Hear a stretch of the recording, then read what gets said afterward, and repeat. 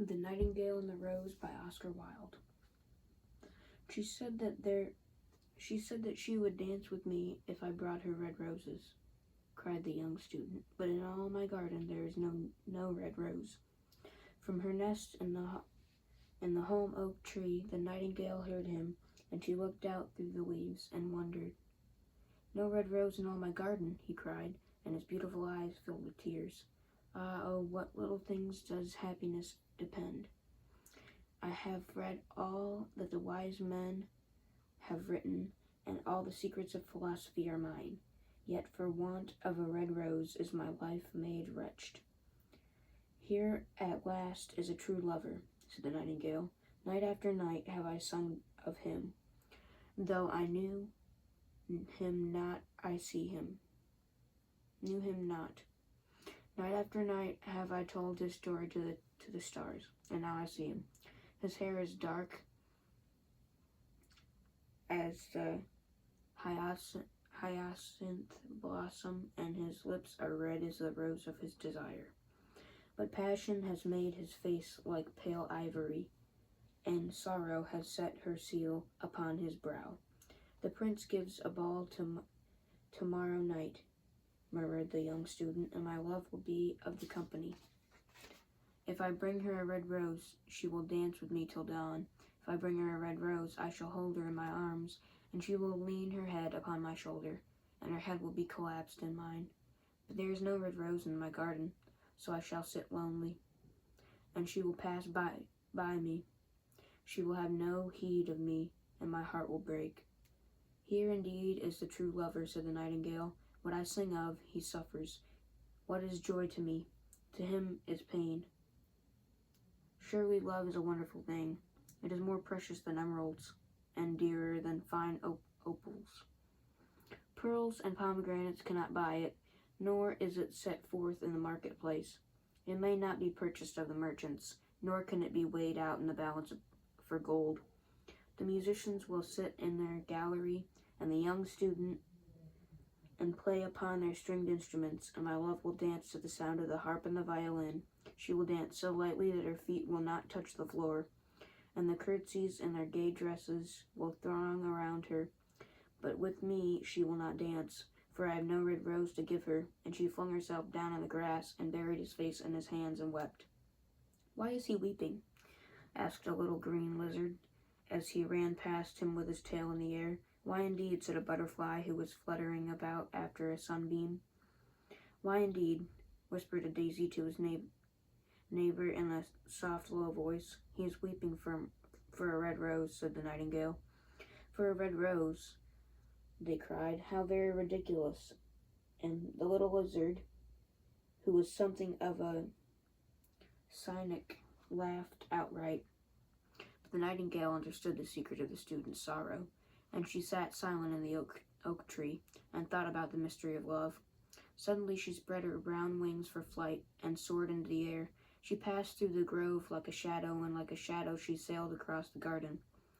In the center of the grass plot was standing a beautiful rose tree, and when she saw it, she flew over to it and lit upon a spray. Give me a red rose, she cried, and I will sing you my sweetest song. But the tree shook its head. My roses are white, it answered, as white as the foam of the sea, and whiter than the snow upon the mountain. But go to my brother, who grows round the old sundial, and perhaps he will give you what you want. So the nightingale flew over to the rose tree that was growing around the old sundial. Give me a red rose, she cried, and I will sing you my sweetest song. But the tree shook its head. My roses are yellow, it answered, as yellow as the hair of the mermaiden who sits upon an amber throne, and yellower than a daffodil that blooms in a meadow before the mower comes with his scythe.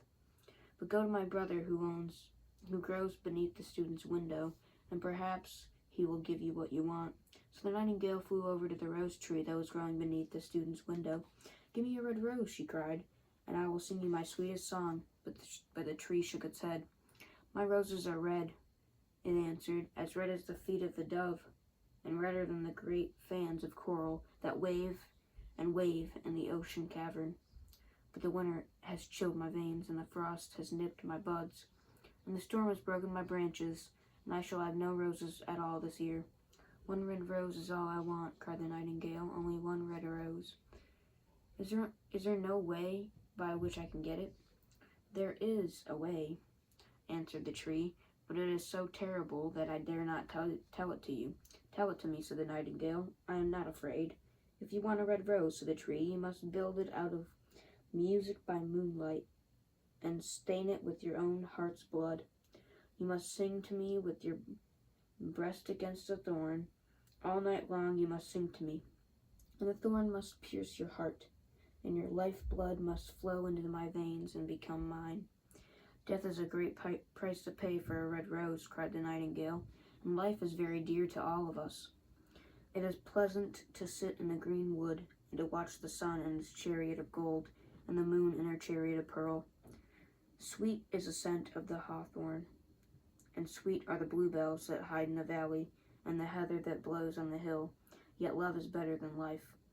And what is the heart of a bird compared to a heart of a man? So she spread her brown wings for flight and soared into the air. She swept over the garden like a shadow, and like a shadow she sailed through the grove. The young student was still lying on the grass where she had left him, and the tears were not yet dry in his beautiful eyes. Be happy, said the nightingale, be happy, you shall have your red rose. I will build it out of music by moonlight and stain it with my own heart's blood. All that I ask of you in return is that you will be a true lover, for love is wiser than philosophy, though she is wise, and mightier than power, though he is mighty. Flame-colored are his wings, and colored like flame is his body. His lips are sweet as honey, and his breath is like frankincense. The student looked up from the grass and listened, but he could not understand what the nightingale was saying to him, for he only knew the things that are written down in books. But the old tree understood, and felt sad, for he was very fond of the little nightingale who had built her nest in his branches. Sing me one last song, he whispered. I shall feel very lonely when you are gone. So the nightingale sang to the oak tree, and her voice was like water bubbling from a silver jar. When she had finished her song, the student got up and pulled a notebook and a lead pencil out of his pocket. She has form, he said to himself as he walked away through the grove, that cannot be denied to her. But has she got feeling? I'm afraid not. In fact, she is like most artists. She is all style without any sincerity. She would not sacrifice herself for others. She thinks merely of music, and everybody knows that the arts are selfish. Still, it must be admitted that she has some beautiful notes in her voice. What a pity it is that they do not mean anything or do any practical good. And he went into his room and lay down on his little pallet bed and began to think of his love, and after a time he fell asleep. When the moon shone in the heavens, the nightingale flew to the rose tree and set her breast against the thorn. All night long she sang with her breast against the thorn, and the cold crystal moon leaned down and listened. All night long she sang, and the thorn went deeper and deeper into her breast, and her life-blood ebbed away from her. She sang first of the birth of love in the heart of a boy and a girl, and at the topmost spray of the rose tree there blossomed a marvelous rose, petal following petal. As song followed song, pale was it at first, as the mist that hangs over the river, pale as the feet of the morning, and silver as the wings of the dawn, as the shadow of a rose in a mirror of silver, as the shadow of a rose in a water pool. So was the rose that blossomed on the topmost spray of the tree. But the tree cried to the nightingale to press closer against the thorn, or the day will come before the rose is finished. So the nightingale pressed closer against the thorn, and louder grew her song, for she sang of the birth of passion in the soul of a man and a maid. And a delicate flush of pink came into the leaves of the rose, like the flush in the face of the bridegroom, when he kisses the lips of the bride. But the thorn had not yet reached her heart, so the rose's heart remained white. For only a nightingale's heart's blood can crimson the heart of a rose. And the tree cried to the nightingale to press closer against the thorn, or the day will come before the rose is finished. So the nightingale pressed closer against the thorn, and the thorn touched her heart, and a fierce pang of pain shot through her. Bitter, bitter was the pain, and wilder grew her song, for she sang of the love that is perfected by death, of the love that dies not in the tomb. And the marvelous rose became crimson, like the rose of the eastern sky. Crimson was the girdle of petals, and crimson as a ruby was the heart. But the nightingale's voice grew fainter, and her little wings began to beat, and a film came over her eyes. Fainter and fainter grew her song, and she felt something choking her in her throat. And she gave one last burst of music. The white moon heard it, and she forgot the dawn, and lingered on in the sky. The red rose heard it, and it trembled all over in ecstasy, and opened its petals to the cold morning air. Echo bore it to her purple cavern in the hills, and woke the sleeping shepherds from their dreams. It floated through the reeds of the river, and they carried its message to the sea. Look, look, cried the tree, the rose is finished now. But the nightingale made no answer, for she was lying dead in the long grass, with the thorn in her heart. And at noon the student opened his window and looked out. Why, what a wonderful piece of luck, he cried. Here is a red rose. I've never seen any rose like it in all my life. It is so beautiful that I am sure it has a long Latin name. And he leaned down and plucked it. Then he put on his hat and ran up to the professor's house with his rose in his hand. The daughter of the professor was sitting in the doorway, winding blue silk on a reel, and her little dog was lying at her feet. You said that you would dance with me if I brought you a red rose, cried the student. Here is the reddest rose in all the world. You will wear it tonight next to your heart. And as we dance together, it will tell you how I love you. But the girl frowned. I'm afraid it will not go with my dress, she answered, and besides, the chamberlain's nephew has sent me some real jewels, and everybody knows that jewels cost far more than flowers. Well, upon my word, you are very ungrateful, said the student angrily, and he threw the rose into the street, where it fell into the gutter, and a cartwheel went over it.